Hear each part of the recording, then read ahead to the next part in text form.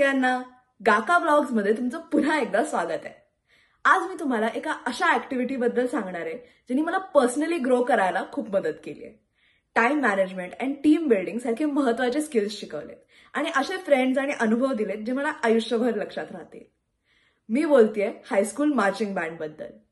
Marching band हे एक musical band आहे ज्याच्यात 270 स्टुडंट्स भाग घेतात आणि विविध इन्स्ट्रुमेंट्स वाजवतात।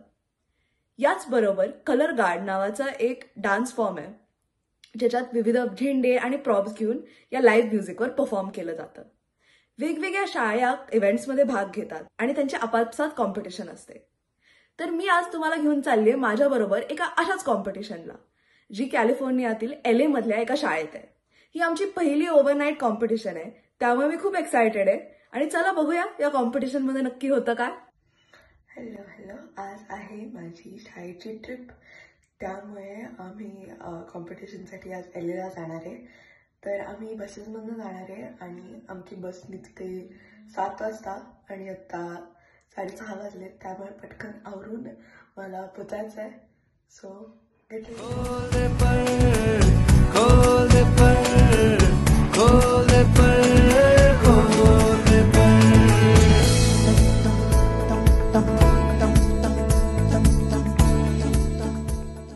सिन्स आजच्या दिवशी थांबून आम्ही प्रॅक्टिस पण करणार आहे। आम्ही जो आमचा युज्युअल युनिफॉर्म असतो तो घातला आहे, व्हाईट शर्ट, ब्लॅक पॅन्ट्स आणि हे शाळेने दिलेलं जॅकेट ज्याच्यावर माझं नाव आणि आमच्या शाळेचा लोगो आहे। So that's it. सो ही माझी डफल बॅग आहे ज्यात मेन कपडे वगैरे सगळं आहे। आता साईडला मी एक छोटी सॅक घेणार आहे ज्याच्यात आजसाठी जे लागणार आहे बस ट्रॅव्हलसाठी सामान ते जाईल। आता वाजलेले आहेत सकाळचे 6:45, त्यामुळे अंधार आहे बाहेर सगळं अजून। आता फक्त गाडीतनं शाळेत चाललोय।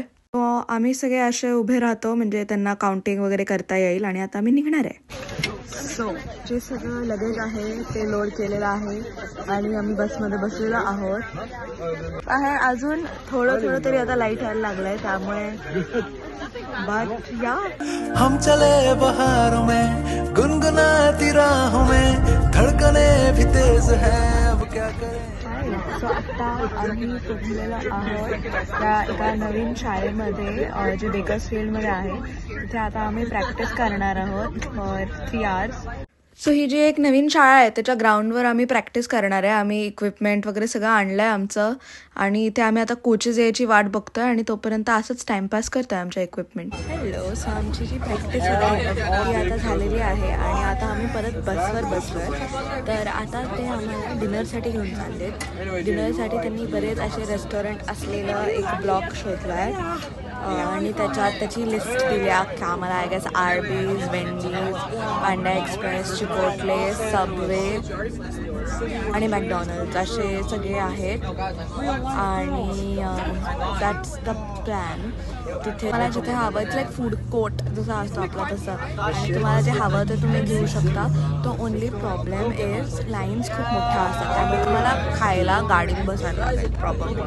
फूडसाठी आम्ही लिटरली पळत आलो आहे आणि ऑलरेडी मागे खूप गर्दी आहे, पण जसं मी माझ्या इथे झालं मला माझ्याकडे डिनरच्या जास्त क्लिप नाही आहेत, पण आम्ही लगेच जेवलो, बसमध्ये बसलो आणि निघालो। आता आम्ही डायरेक्ट हॉटेलमध्ये जाऊन थांबणार आहे। फायनली बसच्या बाहेर पडलेलो आहे आणि आता बॅगा कलेक्ट करण्याचा गोंधळ आहे। सगळ्यांच्या बॅगा आहेत, खूप मुली आहेत, त्यामुळे सगळ्यांच्या बॅगा शोधणं आपली तर आणि काय झालं बॅगांचे सेम ब्रँड आहे, त्यामुळे त्या बॅगा शोधणं हे आता थोडं अवघड होतं। जाऊन अजून गोंधळ असणार आहे, but honestly that's the fun of it.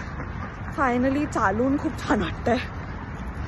So असे आम्ही हॉटेलपर्यंत चालत होतो आणि खूप भारी हॉटेल आहे। झाले मुलांना आणि मुलींना वेगळ्या वेगळ्या हॉटेल्समध्ये ठेवल्यामुळे मुलींचं जे हॉटेल आहे ते जरा जास्त चांगलं रेट आहे आणि फॅन्सी हॉटेल आहे। तिथे मुलांचं पण चांगलं आहे हॉटेल, पण थोड्या कमी क्वालिटीचं आहे, त्यामुळे मुलींना खूप आनंद झाला आहे की आपल्याला चांगल्या क्वालिटीचं हॉटेल मिळालं। फायनली हळूहळू चालत आम्ही हॉटेलच्या एंट्रन्सला पोचलो। आत आल्याच ते अगदी असं ग्रँड मोठं हॉटेल वाटत होतं, पण मुलांची इतकी गर्दी होती। फायनली मला सगळं लगेज मिळालं अँड आम्ही रूमवर जायला तयार होतो सगळे। Okay guys, I have finally gotten my bags, I've gotten my room, I've gotten my key, I've gotten my group. So finally I am all set. आता फक्त रूमवर जायचं आहे आणि सगळं सामान ठेवायचं आहे। सो फायनली आम्हाला आमची रूम सापडली, एलिव्हेटर मिळालं आणि आम्ही सगळे आत येत होतो. आमच्या रूमचा नंबर होता 237. Made it through a bus ride, I made it through chaos downstairs. आणि आता फायनली रूमवर पोहोचलेली आहे. त्यामुळे या मिररचा मी फुल यूज करून घेणार आहे फोटो काढायला. मला मिरर असले असे फुल लेंथकी खूप आवडतं, कारण मग असे व्हिडिओ ना. आत आल्या आल्या आम्ही सगळे शूज काढले. मग त्याच्यानंतर बाथरूम आहे इथे छोटंसं, इथे क्लॉजेट आहे त्याचा आम्ही काही वापर करणार नाही. टीव्ही आहे, आम्ही सगळ्या बॅग अशा टाकल्या. नंतर two double beds, 2 double beds, 1 couch bed. त्यांनी आम्हाला सांगितलेलं हिंडायला अर्धा तास आहे, त्यामुळे आम्ही पोचलो जिम मध्ये. दिस इज व्हॉट हॅपन्स जेव्हा तुम्ही बऱ्याच मुलींना सूट देता की 10 वाजेपर्यंत हिंडा. Then you go to random places and do random things. जिममध्ये आयुष्यात कधी बघितलं तुम्ही 9:30 वाजता 3 मुलींना? नाही, पण आत्ता बघाल का? कारण मला फ्रीडम आहे. We have about 15 minutes left to explore this beautiful hotel of ours, and we've somehow made it into a restaurant/bar. We should probably be getting out of here, guys. आता आम्ही जाणार आहे परत आमच्या रूमवर शाण्या मुलींसारखे आणि तिथेच बसणार आहे. फायनली सगळं एक्सप्लोअर वगैरे करून आम्ही आमच्या रूमवर गेलो. तिथे मी ब्रश केलं, तोंड धुतलं, केस वगैरे विंचरले आणि मग I was ready for bed. कसं आपण सगळे इंडियात फॅमिली बसून पत्ते खेळतो तसं आमचं काहीतरी चाललेलं आहे. उद्या आमची कॉम्पिटिशन आहे वगैरे, ह्याचा आम्हाला काही फरक पडत नाही, आम्हाला पत्ते खेळायचे. त्यामुळे आता आम्ही ब्लॅक जॅक खेळणार.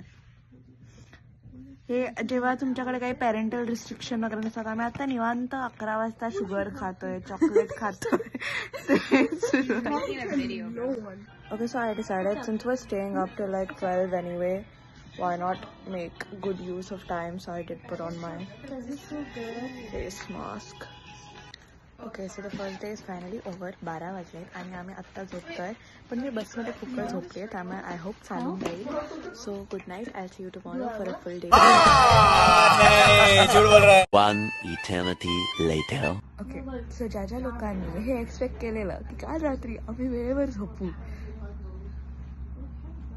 सो या ट्रिप व्लॉग 1 साठी एवढंच. आम्ही रात्री का जागलेलो आणि आम्ही नक्की काय केलं हे बघण्यासाठी पुढचा व्लॉग नक्की बघा.